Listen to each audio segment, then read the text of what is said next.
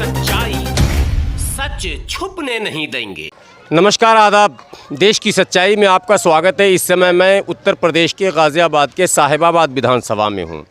कहा जाता है विकास का पैमाना नापने के लिए दो तीन चीज़ें ऐसी हैं जिसको देखकर लोग नंबर दे देते हैं कि हाँ यहाँ विकास हुआ। उसमें शिक्षा, स्वास्थ्य, सड़क, बिजली, पानी का प्रमुख रूप से नाम आता है। पानी और बिजली की स्थिति पर मैं पहले भी एक एपिसोड चला चुका हूं और आप देख चुके हैं, आगे भी चलाऊंगा। लेकिन शिक्षा का क्या है हाल शहीद नगर में? शहीद नगर में बताया जाता है एक प्राथमिक विद्यालय था में, ये इसलिए मैं कह रहा हूं, हालांकि आप देख रहे होंगे है, लेकिन ये नहीं है। यहाँ इस विद्यालय को नवीनीकरण के नाम पर पहले डेमोलिश कर दिया गया, तोड़ दिया गया। एक बार दृश्य में आपको विजुअल दिखा दूंगा कि डिमोलिश किया गया है। मलबे सारे पड़े हैं, बच्चे पार्क में खेल रहे हैं, झूला वगैरह लगा है, किसने लगाया वो सारी बातें आएंगी सामने। लेकिन ये स्कूल टूट गया। कितने बच्चे पढ़ते होंगे इस स्कूल में, किस क्लास तक का स्कूल था, वो बच्चे जिनका एडमिशन यहाँ था उनकी व्यवस्था क्या हुई, इन सारी बातों पर हम स्थानीय राजनेता भी हैं, समाज सेवी भी हैं, उनसे सीधी बात करूंगा और विस्तार से जानने की कोशिश करूंगा। सर, आप जहां खड़े हैं बोर्ड लगा हुआ प्राथमिक विद्यालय शहीद नगर, लेकिन यहां पर तो विद्यालय है ही नहीं।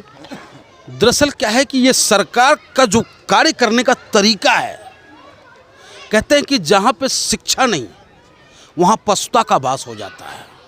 और ये सरकार चाहती है, जिस तरीके का इनका मंशा रहा, आप स्कूल को तोड़ने से पहले उसकी व्यवस्था करते हैं, लेकिन आपने ठेकेदारों को ठेका दी, स्कूल के मलबे तक को बेचने का काम इस सरकार ने किया। लेकिन आज जो स्कूल में पढ़ने वाले बच्चे हैं, गरीब बच्चे पढ़ते हैं, यहाँ मिड डे मील की व्यवस्था है उनकी, आखिर कहाँ जाता है वो मिड डे मील? बच्चे कहाँ पढ़ेंगे? आप खुद देख सकते हैं। जो यहाँ शिक्षक थे और जो बच्चे थे वो अब कहाँ हैं? शिक्षक तो आते हैं, इसी दो कमरे में आकर बैठते इस हैं। दो कमरे में आके वो अपनी खाना पूर्ति करके जाते हैं, शिक्षक आते हैं, लेकिन विद्यार्थी कहाँ बैठेगा?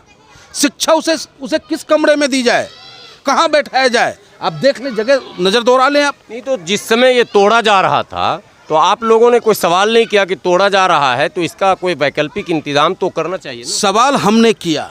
हमारे स्थानीय पार्षद समाजवादी पार्टी के हैं मोहम्मद कल्लन साहब, उन्होंने भी सवाल किया कि आखिर आप इसे तोड़ रहे हो तो बनाओगे कब तक?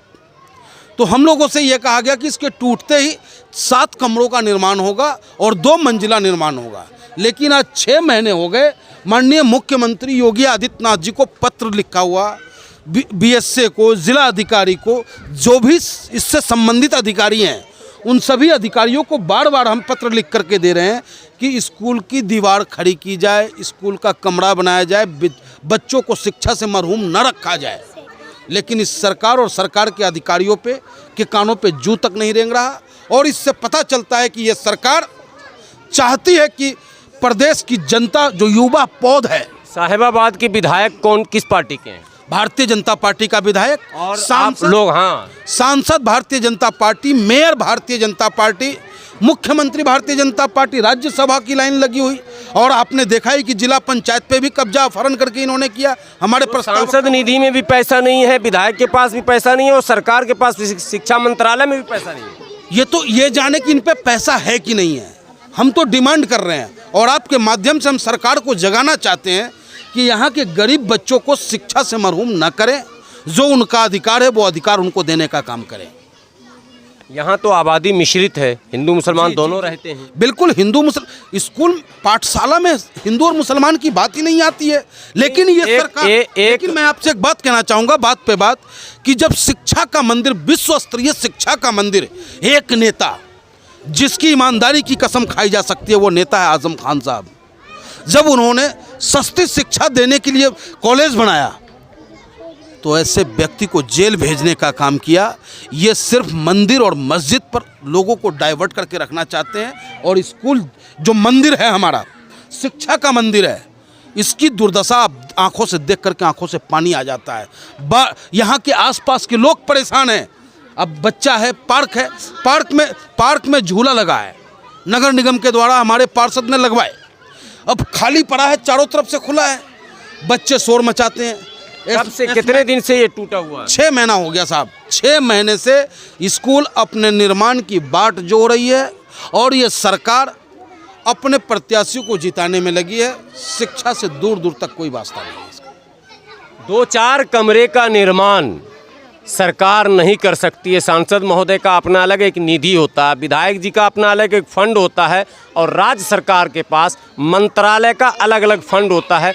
शिक्षा एक अलग मंत्रालय है जिसके अंतर्गत ये सारे काम किए जाते हैं। ये आश्चर्यजनक है कि सांसद की भी नज़र नहीं गई, विधायक जी की भी नज़र नहीं गई और सरकार की भी नज़र नहीं गई कि आखिर ये बच्चे जो इस स्कूल में शिक्षा प्राप्त कर रहे थे, जिनकी संख्या सैकड़ों में कम से कम कही जा सकती है, ये प्राथमिक विद्यालय है जी। पाँचवीं तक के बच्चे यहाँ पढ़ते हैं और हर वो गरीब का बच्चा पढ़ता है जो प्राइवेट स्कूल में नहीं पढ़ा सकता अपने बच्चों को। लेकिन आज वो बच्चा अंधकार की ओर चला गया है, शिक्षा से मरहूम हो चुका है। जो मिड डे मील में उन्हें भोजन मिलता था वो भी मिलना बंद हो गया। और इस सरकार की खासियत ये रही कि जो भी इस सरकार की तरफ उंगली उठाएगा, हमें डर यह है कि कहीं आपके खिलाफ भी मुकदमा ये भारतीय जनता पार्टी के लोग ना करा दे कि हमारी उंगली तो आप उठा रहे हैं। नहीं, कैमरा तो आपका चल रहा है ना, कैमरा मुकदमा हम पर तो होगा, हम कोई दिक्कत नहीं, हम समाजवादी लोग हैं, जेल जाने के लिए तैयार बैठे हैं। लेकिन लोकतंत्र के चौथे स्तंभ अगर आपने वास्तविकता दिखा दी, सरकार की जो कमियां आप दिखा रहे हैं, निश्चित रूप से सरकार आपके खिलाफ भी मुकदमा करने का काम करेगा। मार खाएंगे या जेल जाएंगे, लेकिन हमने तो ठाना भाई सच दिखाएंगे। और मार खाएंगे इसलिए कह रहा हूँ कि वो सब दृश्य हो चुका है यहाँ। बहरहाल आप चिंतित हैं लोकतंत्र के चौथे स्तंभ के लिए, इसके लिए मैं बधाई आपको देता हूँ।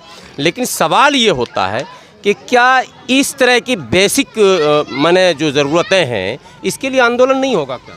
ये आंदोलन ही तो है।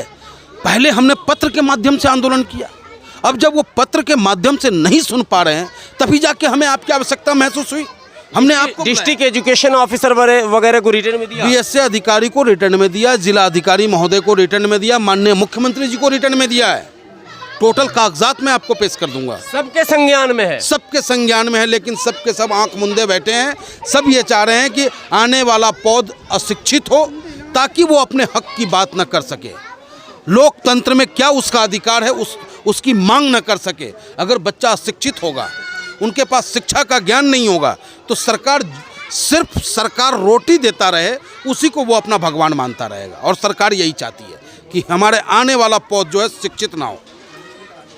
नारे हैं कि पढ़ेगा इंडिया तभी तो बढ़ेगा इंडिया, लेकिन यहाँ साफ दिख रहा है कि न पढ़ेगा इंडिया और न बढ़ेगा इंडिया। कैमरामैन शब्बीर अहमद के साथ मैं हाफिज़ गुलाम सरवर, देश की सच्चाई के लिए, शहीद नगर, गाज़ियाबाद।